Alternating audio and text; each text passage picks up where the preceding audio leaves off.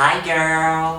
Kuten kaikki varmasti tietää, että mä oon dermatologisen lääketieteen ylitohtori, niin nyt mä vihdoin teen mun ihonhoitorutiinin videon, missä mä kerron vähän minkälaisia tuotteita mä käytän, minkälaista tuotteista mä tykkään ja mikä on semmonen mun filosofia ihonhoitotuotteissa, joten eiköhän aloiteta. Ihan ensimmäiseksi mä sanon sen, että suurin osa mun ihonhoitotuotteista on Paula's Choice-nimisiä ihonhoitotuotteita. Ja mä oon käyttänyt näitä kyseisiä ihonhoitotuotteita jo varmaan 4 vuoden verran. Ja mä oon ollut todella tyytyväinen niihin ja ne on todellakin pelastanut mun ihon. Eli ensinnä aloitetaan ihan niinku basics, eli naaman putsauksesta.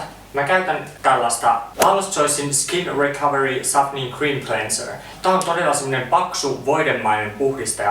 Ja mä yllätyin siitä, että kuin hyvin tää kumminkin pesee. Koska toi mun Nivean, mitä mä oon käyttänyt, niin se ei pese niin hyvin pelkällä vedellä meikkejä pois. Et siihen pitää käyttää vanulappuja, mutta tähän ei tarvitse, vaikka tää on tosi sellainen paksu. Ja tämä Skin Recovery-linja Paula's Choiceilta on tarkoitettu hyvin kuivalle iholle. Mulla ei ole silleen ihan superkuiva kauttaaltaan naamalta. Mulla on oikeastaan normaaleja alueita ja sit mulla on poskissa todella kuivaa. Ehkä jossain nenän päässä vähän raskuttavaa, mutta mä oon todennut, että tää Skin Recovery on mulle paras. Varsinkin näin talvella. Olen tykännyt tosi paljon tästä. Sitten seuraavana mä käytän aina kasvovettä. Ja mun kasvovesi löytyy myös tätä samaa Paula's Choicein Skin Recovery-linjaa. Tää on Enriched Calming Toner. Ja tää on todella sellainen, voisiko sanoa jopa vähän maitomainen. Tää ensinnäkin auttaa puhdistamaan viimeisetkin meikin jäämät. Ja tää oikeasti antaa semmosen raikkaan tunteen mun iholle. Mä oon tykännyt tästä tosi paljon. Toisinaan sitten, jos musta tuntuu, että mulla on ärtynyt iho, niin mä käytän Clinical Instant Calm Advanced Redness Relief. Tää on tämmönen monikäyttötuote.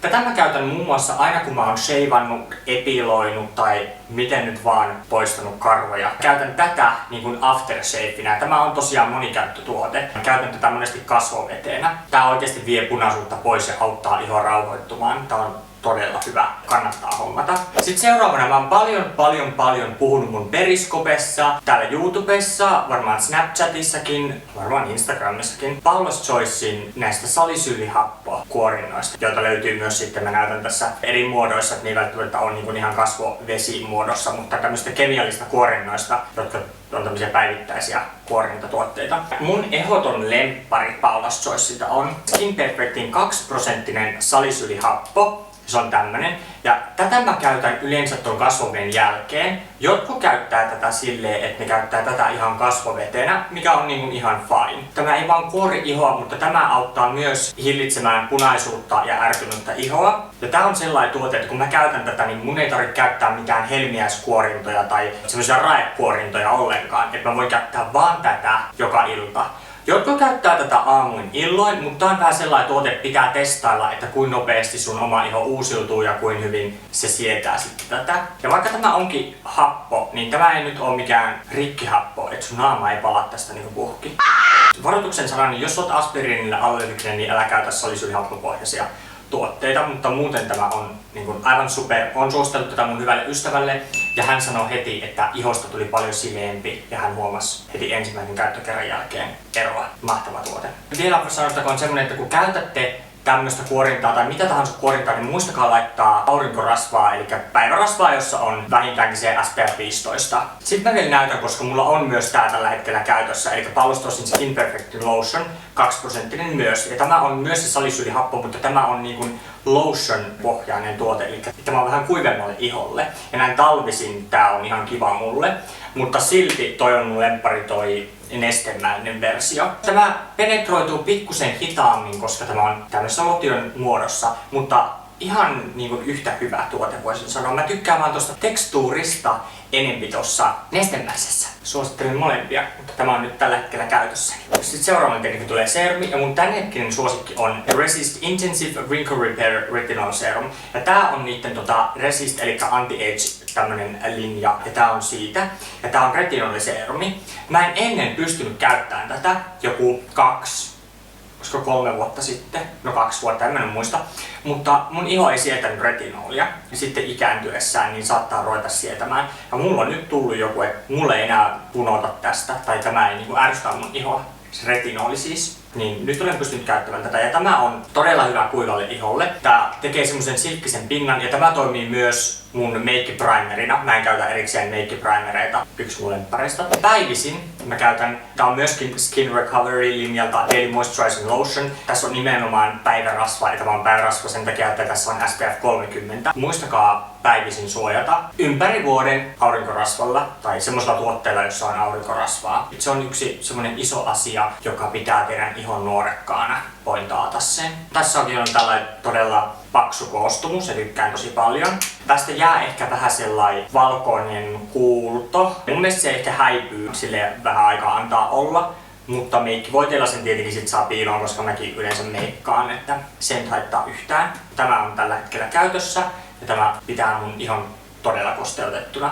Iltaisin mä laitan tätä saman linjan Skin Recovery taas Replenishing Moisturizer, eli tää on niinku yörasva tavallaan, mitä käytän. Ja toisinaan sitten, jos musta tuntuu aamulla todella kuivalta, niin mä saatan laittaa pikkusen tätä alle, varsinkin niinku kuiviin kohtiin, eli mun poskiin, ja sitten ton päivärasvan.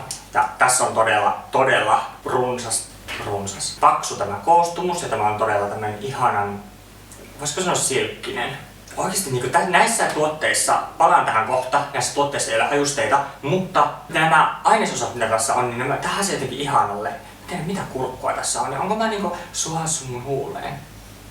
No, jos mä näytän nololta, niin no can do. Sitten vielä viimeinen tämmönen tuote, mitä ei valitettavasti saa tietääkseni nyt EU-alueella.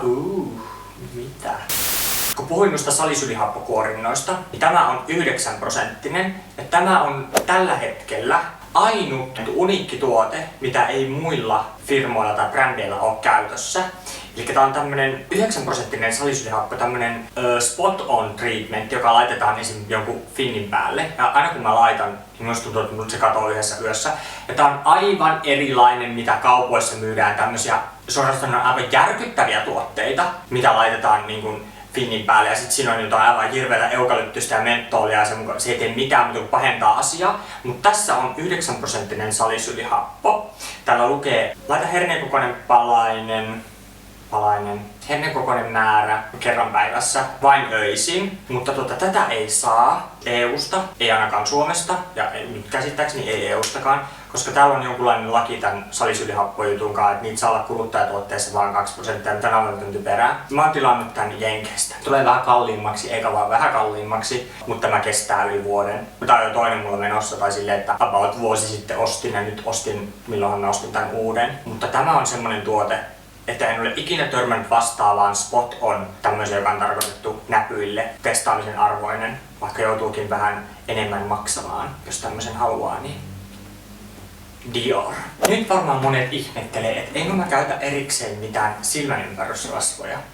No, minäpäs kerron teille yhden jutun. Te ette tarvi tuotetta, jossa on erikseen mainittu, että se on silmänympärysvoide. Voi olla, että teillä on silmänympärys vähän kuivempi ja se tarvii vähän paksumpaa voidetta. Minä käytän tällä hetkellä ihan silmänympäryksellekin myös tätä Palos Choicen yörasvaa tai tätä ihan silmänympärysrasvana, koska tämä täyttää kaikki kriteerit, mitä silmänympärysrasvassa tarvii olla. Tämä on tarpeeksi kosteuttavaa mun silmänympäryksille, että jos olisi vielä tästä kuivemmat, niin sit vaan paksumpaa rasvaa, mutta ei missään nimessä tarkoita sitä, että siinä pitää lukea, että silmänympärysrasva. Se ei ole mikään vaatimus. Niissä ei ole mitään tässä on nyt tämmöinen ainesosa, joka tunnistaa, että nyt ollaan silmänympärys-iholla ja se toimii jotenkin eri lailla. Ei, näin ei vaan ole. Mä en jaksa kuunnella ihmisiä, jotka oikeasti väittää jotain tämmöistä hautaan.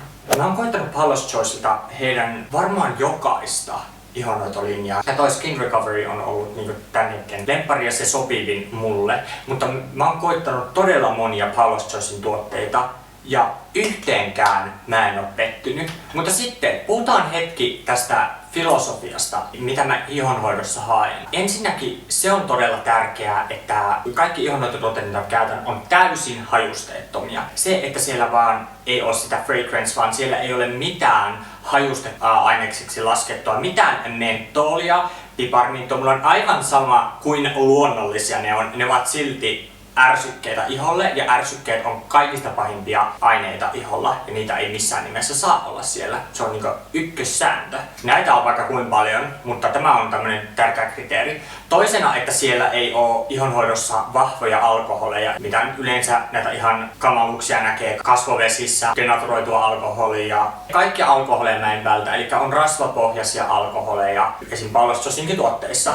jotka on ihan ok, että ne ei ole ärsykkeitä ihon kosketuksen kanssa. Tämmöiset ärsykkeet pitää ensinnä karsia pois, ennen kuin mä edes harkitsen käyttämäni jotain tuotetta tai testaavani jotain tuotetta.